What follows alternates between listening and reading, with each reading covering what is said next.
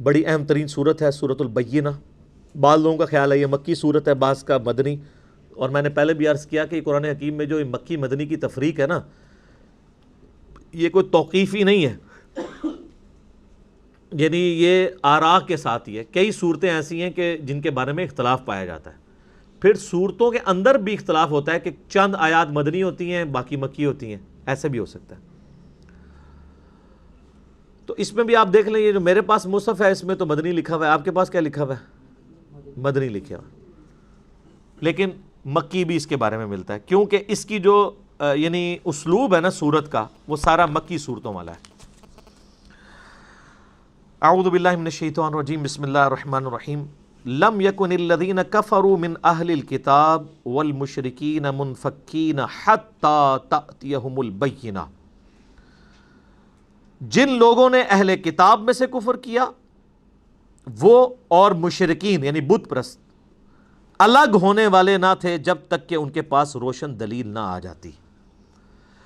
اور وہ روشن دلیل کیا آئی؟ اللہ کی کتاب اور اس کے محبوب صلی اللہ علیہ وآلہ وسلم کی بعثت. یعنی اللہ تعالیٰ نے اپنی کتاب نازل فرما کر اپنے نبی صلی اللہ علیہ وآلہ وسلم کے ذریعے اہل کتاب کے اندر جو خرابیاں تھیں اور مشرکین کے اندر جو خرابیاں تھیں ان کو واضح کر دیا. اہل کتاب کون؟ جیوز اور کرسچن، یہود و نصارہ.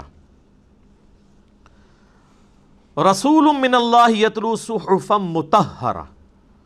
وہ بینہ روشن دلائل کیا ہے؟ رسول ہیں اللہ کے، اللہ کی جانب سے جو تلاوت کرتے ہیں جو پاکیزہ صحیفوں میں لکھی ہوئی چیز ہے، یعنی اللہ کی کتاب جو لوح محفوظ میں، وہی نبی صلی اللہ علیہ وآلہ وسلم کے مبارک دل کے اوپر نازل ہوئی. فیہا کتب قیمہ، جس میں لکھی ہوئی ہیں محکم باتیں، سچی باتیں، درست باتیں. وما تفرق الذین اوتوا الکتاب الا من بعد ما جاءتهم البینہ.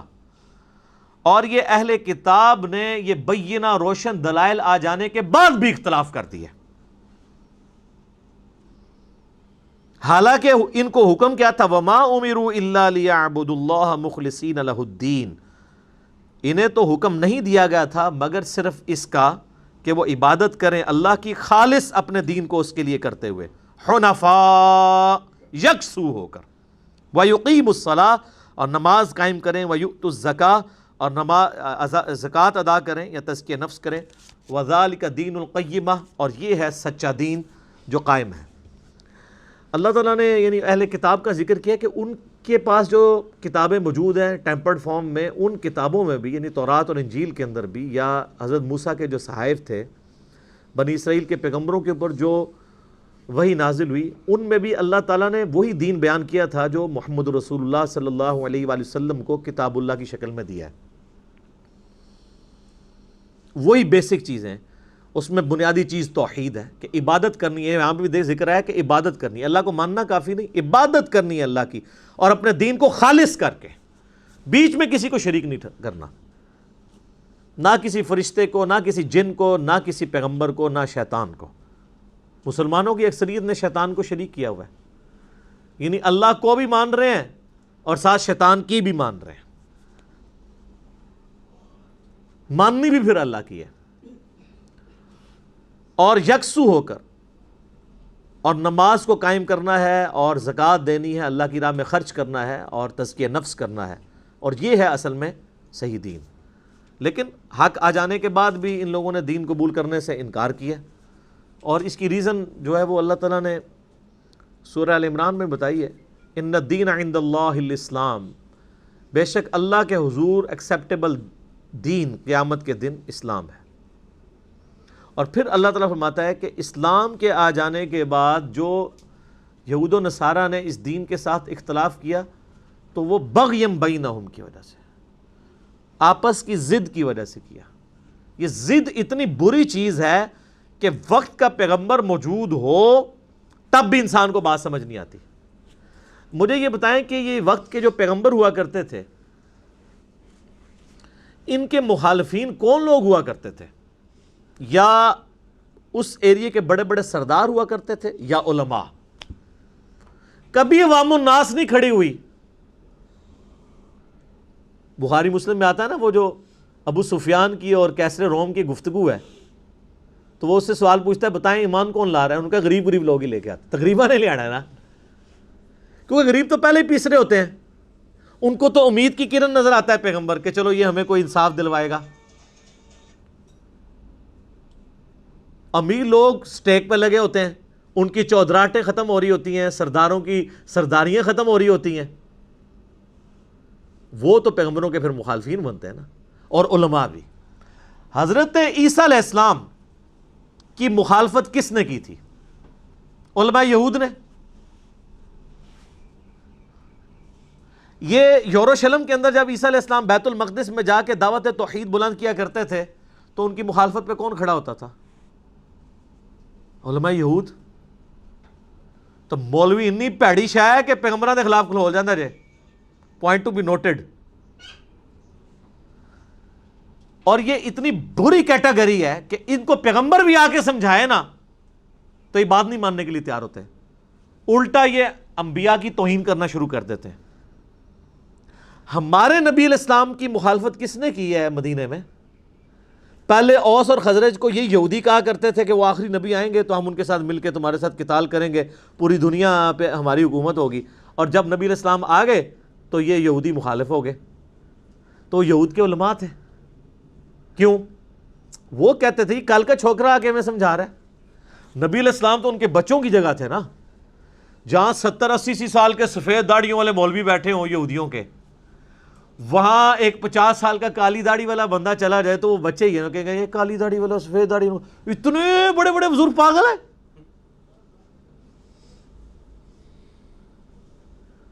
تو پیغمبر کی مخالفت پہ بھی مولوی کھڑا ہو جاتا ہے۔ آج بھی جو دعوت پیغمبر کے پیٹرن پہ کھڑی ہوگی سب سے پہلے مولوی مخالفت کرے گا۔ دنیا کے کسی مذہب کا ماننے والا مولوی، چاہے ہندوؤں کا ہو پنڈت، چاہے وہ جیوز اور کرسچنز کے پادری ہوں، چاہے سکھوں کے گرو ہوں، کبھی یہ نہیں کہیں گے کہ ہماری کتابیں ڈائریکٹ نہ پڑھنا گمراہ ہو جاؤ گے۔ صرف یہ مسلمانوں کا مولوی ہے جو کہتا ہے قرآن بخاری مسلم ڈائریکٹ نہ پڑھنا گمراہ ہو جاؤ گے۔ کیوں؟ اس کو پتا ہے جو صدیوں سے ہم نے کہانیاں کرائی ہیں نا، قرآن میں وہ کہانیاں نہیں لکھی ہوئی۔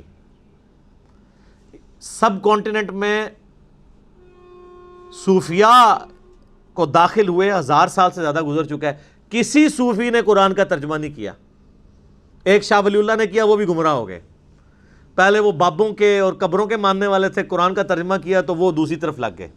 اسی لیے محلہ بزرگوں نے رسک نہیں لیا ترجمہ کرنے کا۔ بخاری مسلم کا ترجمہ نہیں کیا، ایک بندے نے کیا بخاری مسلم کا ترجمہ، علامہ وحید الزمان جو دیوبند کے شیخ الحدیث تھے، ترجمہ کرتے ہی اہل حدیث ہو گئے 1920 میں۔ تو ویسے سیانے تھے جن لوگوں نے ترجمے نہیں ہونے دیے۔ جب علماء ترجمے کر کے گمراہ ہو جائیں تو عوام تو ویسے ہی پڑھ کے ہوگی، یعنی انورٹڈ کاما میں گمراہ۔ تو یہاں پہ بھی اللہ تعالیٰ فرما رہا ہے کہ انہوں نے نبی اسلام پہ روشن کتاب نازل ہوئی، اس پہ تو ایمان نہیں لائے، اپنی کتابوں میں کون سا ایمان لے کے آئیں گے؟ ان الذین کفروا من اہل الکتاب، بے شک وہ لوگ جو کفر کر رہے ہیں، چاہے وہ اہل کتاب ہوں، والمشرکین، چاہے وہ مشرکین میں سے ہوں، فی نار جہنم خالدین فیہا، وہ ہمیشہ کے لیے رہیں گے دوزخ کے اندر۔ اولئک ہم شر البریہ، یہ بدترین مخلوق ہیں۔ یعنی ظاہر ہے پیغمبر کے آ جانے کے بعد بھی کوئی بت پرست مر جائے، کوئی مشرک ہو کے مر جائے پیغمبر کی موجودگی میں بھی، ظاہر ہے وہ مخلوق میں سب سے بدتر ہوگا۔ جب پیغمبر وقت دنیا میں موجود ہوتے ہیں اس وقت حق بالکل روشن سب کو نظر آ رہا ہوتا ہے۔ آج تو چلے 1400 سال گزر گئے ہیں، ہر فرقے نے اپنے اپنے بزرگوں کی کتابیں لے کے چل رہے ہیں، اب وہ صدیوں سے لوگ اپنے اپنے لگے ہوئے ہیں، یہاں تو حق پھر بھی تھوڑا سا ایک عام بندے کے لیے پہنچنا مشکل ہے، ناممکن نہیں ہے اگر اس کی نیت ہے تو۔ لیکن جب پیغمبر دنیا میں موجود ہوں تب تو کوئی دوسری رائے نہیں ہوتی ہے۔ پھر بھی پیغمبر کی موجودگی کے باوجود کوئی شخص گمراہ رہ جائے اور اسی طریقے سے دنیا سے چلا جائے تو اس سے بڑا بدبخت نہیں۔ اس لیے اللہ تعالیٰ نے فرمایا کہ یہ کافر جو ہیں، چاہے اہل کتاب میں سے ہوں چاہے مشرکین میں سے، ہمیشہ کے لیے دوزخ میں رہیں گے اور یہ بدترین مخلوق ہیں۔ اچھا، اس سے یہ بھی پتہ چل گیا کہ بعض لوگوں کی طرف سے یہ بھی ہنگامہ کھڑا کیا گیا نا کہ وہ جنت تو ہمیشہ کے لیے، دوزخ ہمیشہ کے لیے نہیں ہے۔ میرا یوٹیوب پہ ایک کلپ بھی ہے، کیا دوزخ ہمیشہ رہے گی؟ رپلائی ٹو جاوید احمد غامدی صاحب، ان کا یہ موقف ہے کہ نہیں، ایک نہ ایک وقت آئے گا دوزخ ختم کر دی جائے گی. اور یہ صرف ان کا موقف نہیں ہے، امام ابن تیمیہ کا بھی یہی موقف ہے، محی الدین ابن عربی کا بھی یہی موقف ہے. یعنی بریلوی دیوبندیوں کے بزرگ محی الدین ابن عربی وحدت الوجود کے بانی، اور اہل حدیثوں کے بزرگ ابن تیمیہ، ان کا بھی یہی موقف ہے. لیکن ہوگا کہ جب یہ کلپ غامدی صاحب کا سامنے آتا ہے تو مولوی غامدی صاحب کو غلط کہتے ہیں، اپنے ابو کو نہیں کہتے. تو پھر اس کا نقصان کیا ہوتا ہے؟ ان کے ماننے والے کہتے ہیں کہ یار آپ کا ابا کرے وہی بات اور رحمت اللہ علیہ، ہمارا زندہ کرے تو لعنت اللہ علیہ. آپ کو تھا نا پچھلے دنوں ایک کلپ آیا غامدی صاحب کا، میں نے بھی ان کا رد کیا تھا. وہ کہتے تھے غیر محرم عورت سے آپ مصافحہ کر سکتے ہیں. تو اب مولویوں نے بڑا ہنگامہ کھڑا کیا. ان کے ایک اسٹوڈنٹ ہیں جو خود تقی عثمانی صاحب کے مدرسے سے پڑھے ہوئے ہیں، اور دیوبند کے سب سے بڑے بزرگ سب کانٹیننٹ میں سرفراز خان صفدر صاحب کے پوتے عمار خان ناصر گجرانوالہ میں، وہ زاہد الراشدی صاحب کے بیٹے، سب سے بڑا علماء دیوبند کا خاندان ہے پاکستان میں. ان کا جو تیسری نسل میں بندہ ہے وہ غامدی صاحب کے ساتھ اٹیچ ہو گیا، حالانکہ پڑھا وہ دیوبند سے ہوا ہے، ان کے یعنی مدرسے سے. تو اس نے کیا کیا؟ اس نے فقہ حنفی کی ساری عبارتیں جس میں اس سے بھی زیادہ غلیظ باتیں لکھی تھیں کہ آپ غیر محرم عورت کے ساتھ کیا کیا کر سکتے ہیں، وہ فیس بک پہ لگا دی. اس نے کہا غامدی صاحب نے تو ہاتھ ملانے کا کہا، آپ کے بزرگ تو پتہ نہیں کہاں کہاں، میں یہ علماء کی جرت ہے کہ اس طرح کی گندی باتیں کر سکتے ہیں، میں تو وہ غلیظ زبان بھی استعمال نہیں کر سکتا. تو وہ تو کہاں کہاں ہاتھ لگواتے رہے، وہ انہوں نے پکڑ کے فیس بک پہ لگا دی. تو خرابی جو ہوئی ہے نا جی شروع سے یہ جہاں پہ، تو جب آپ کو کوئی بھی نئی خرابی نظر آئے نا، آپ اس کو ڈیپ ڈگ کر لیا کریں. کام پچھلے نے ڈالا ہوتا ہے، وہ صرف اس کو ریپریزنٹ کر رہا ہوتا ہے، پریزنٹ کر رہا ہوتا ہے، ریپریزنٹیٹو ہوتا ہے وہ. ان الذین آمنوا وعملوا الصالحات، بے شک جو لوگ ایمان لے کر آئے، نیک اعمال کیے، اولئک هم خیر البریہ، وہ تو مخلوق میں سب سے بہتر لوگ ہیں. اور ظاہر ہے کہ صحابہ کرام سب سے بہتر مخلوق میں اسی لیے ہیں کہ انہوں نے وقت کے پیغمبر کو پہچانا اور اس کے بعد اپنا تن من دھن ان کے لیے وقف کیا. آج لوگ ویسے خواہشیں تو بڑی رکھتے ہیں، تیرے ہوتے جنم لیا ہوتا تو یا رسول اللہ میں بھی تیرے غلاموں میں ہوتا، میں کوئی ریت کا ذرہ ہوتا تیری جوتی کے ساتھ چپک جاتا. بڑے بڑے عجیب شعر لکھے ہوتے ہیں. میں کہنا رفع دین پھر بھی نہ تو کرتا. ظاہر ہے آج بخاری مسلم پڑھ کے بھی تو نہیں کر رہا، اتنا ڈیٹ ہے. تو قرآن پڑھ کے بھی اپنے عقیدے صحیح نہیں کر رہا، تو حضور کے زمانے میں تو نے کہا ہو سکتا ہے تو ابو جہل ہی ہوتا. آج جو ابو جہل بنا ہوا ہے، اور یہ باتیں کرنا بڑی آسان ہے. صحیح مسلم میں ایک حدیث ہے، سیدنا حذیفہ ابن یمان کہتے ہیں، رازدار رسول صلی اللہ علیہ وآلہ وسلم، آپ کہتے ہیں کہ نبی صلی اللہ علیہ وآلہ وسلم نے غزوہ خندق کے موقع پر سخت سردیوں کی رات، ایک سردیاں اوپر ریگستان کی سردیاں، رات کے وقت کہا کہ کون ہے کہ جو اس وقت جا کے کافروں کی جاسوسی کرے اور جنت میں اللہ کے نبی کا پڑوس حاصل کر لے. میرا اللہ آج نوز میں پورا پاکستان کھڑا ہو جائے گا ایسے کر کے. تو حضرت حذیفہ کہتے ہیں صحابہ میں سے کوئی بھی نہیں کھڑا ہوا، کیونکہ سردی بار اتنی تھی، سارے اسی چکر میں تھے کوئی اور ہی کھڑا ہو جائے. نبی علیہ السلام نے دوسری دفعہ اناؤنسمنٹ کی، کوئی نہیں کھڑا ہوا. تیسری دفعہ اناؤنسمنٹ کی، کوئی نہیں کھڑا ہوا. یہ حضرت حذیفہ حدیث تابعین کو سنا رہے تھے، جو آ کے حضرت حذیفہ کو کہہ رہے تھے تسی کنے خوش نصیب ہو، حضور دا ساتھ پایا ہے، اسی بھی ہوندے تے اے کردے. انہاں کیا ہے میں تانوں دسنا وا، اسی بھی ہوندے، ایڈا ہی سوکھا ہے. جب وقت پڑتا ہے تو یہ آج بھی آپ کو جو مولوی ہیں جہاد کی کہانیاں کرا رہے ہیں نا اے سی والے کمروں میں بیٹھ کے، اے جی ایک بار کرفیو اٹھن دیو دیکھو پھر کشمیر کیا ہوندا ہے. پتر تیرے پتر نے تو نہیں جا کے مرنا نا، لوگوں نو کہنا سوکھا ہے، لوگوں کے بچے مروانا آسان ہے. ادھر آپ اے سی والے کمرے میں بیٹھ کے جتنی مرضی کریں کہ جی وہ دیکھو کشمیری پوچھ لیں گے. تم تو ادھر بیٹھے ہو جتنی مرضی، لائف تو ان کی اسٹیک پہ لگی ہوئی ہے. باتیں کرنا تو یہاں بھی آپ دیکھ لیں جتنی جہادی تنظیموں کے لیڈر ہیں ان کے بچے یہی ہیں، نہ وہ کبھی زخمی ہوئے ہیں نہ کبھی مرے یا باہر کے ملکوں میں بیٹھے ہوئے. تو صحیح مسلم کے الفاظ ہیں کہ حضرت حذیفہ ابن یمان کہتے ہیں کہ وہ جب تیسری دفعہ بھی کوئی نہیں اٹھا نا تو نبی صلی اللہ علیہ وسلم نے کہا حذیفہ، کہتے ہیں میں دل میں کہا لو جی مارے گئے اور میری واری ہے، کیونکہ اب تو میں انکار بھی نہیں کر سکتا جب کسی کو بائی نیم مینشن کر دیں۔ میں نے کہا یا رسول اللہ اٹھو جاؤ اور جا کے کافروں کی جاسوسی کر کے آؤ۔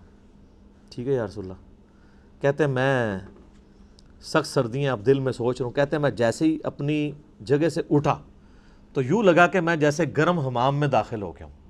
اللہ کی طرف سے معجزہ ہوا۔ سخت سردیوں کی رات ان کے گرد نہ نظر آنے والا ایک سمجھ لیں خول چڑھ گیا گرمائش کا۔ کہتے ہیں میں وہاں سے باہر نکلا اور کہہ رہے ہیں مجھے ٹھنڈ لگ ہی نہیں رہی، الٹا میں گرمائش کی حالت میں ہوں، جیسے مجھے کسی نے گرم حمام میں داخل کر دیا ہو۔ اگلے زمانوں میں وہ سٹیم لیتے تھے نا، گرم سٹیم۔ کہتے ہیں میں گیا تو میں نے دیکھا رات کے وقت ابو سفیان باقی لوگ بیٹھے اپنی وہ تلواریں تیز کر رہے ہیں، کوئی اپنے تیر کی نوکیں تیز کر رہے ہیں۔ کہتے ہیں میں نے ارادہ کیا کہ ابو سفیان کو مار دوں، وہ میرے بالکل تیر کی سیدھ میں تھا، اور اگر میں اس کو مار دیتا اس وقت تو بڑا آسانی سے مار سکتا تھا کیونکہ اسے تو پتہ ہی نہیں تھا۔ لیکن پھر میں نے سوچا کہ نبی الاسلام نے مجھے نکلتے وقت کہا تھا کہ شرارت کوئی نہیں کرنی، تو یہ تو شرارتی نہ شمار ہو، تو میں یہ کام نہیں کرتا، جتنا کام کا ہے اتنا ہی کروں۔ تو کہتے ہیں میں پھر ساری جاسوسی کر کے جب واپس آیا، جیسے ہی میں حضور کی مجلس میں داخل ہوا تو مجھے پھر دوبارہ ٹھنڈ لگنی شروع ہو گئی۔ وہ اصل میں اس فیز سے واپس آ گئے، تو پھر نبی علیہ السلام نے اپنی مبارک چادر مجھے اڑا دی۔ تو یہ تیرے ہوتے جنم لیا ہوتا، ٹھیک ہے۔ تو اس کی میں نے آپ کو یہ میں نے کوئی سٹوری نہیں سنائی آپ کو، یہ مسلم شریف کی حدیث ہے۔ مسلم شریف میں آپ غزوہ خندق والے چیپٹر میں چلے جائیں، وہاں جا کے حدیث کھول کے دیکھ لیں۔ ان الذین آمنوا وعملوا الصالحات اولئک هم خیر البریہ، بے شک جو لوگ ایمان لے کر آئے اور نیک اعمال کیے وہ مخلوق میں سب سے بہتر لوگ ہیں۔ تو اس میں ٹاپ آف دا لسٹ صحابہ اہل بیت ہیں، اور قیامت تک جتنے لوگ ایمان لے کر آ کے نیک اعمال کریں گے وہ جزاؤہم عند ربہم، ان کے لیے جزا ہے ان کے رب کے ہاں، جنات عدن، ہمیشہ کی جنت، تجری من تحتها الانہار، ایسی جنت جس کے نیچے نہریں رواں ہوں گی، خالدین فیہا ابدا، وہ اس میں رہیں گے ہمیشہ ہمیش۔ خالدین ہمیشہ اور ابدا ہمیشہ ہمیش، زیادہ یعنی تاکید کے صیغے کے ساتھ۔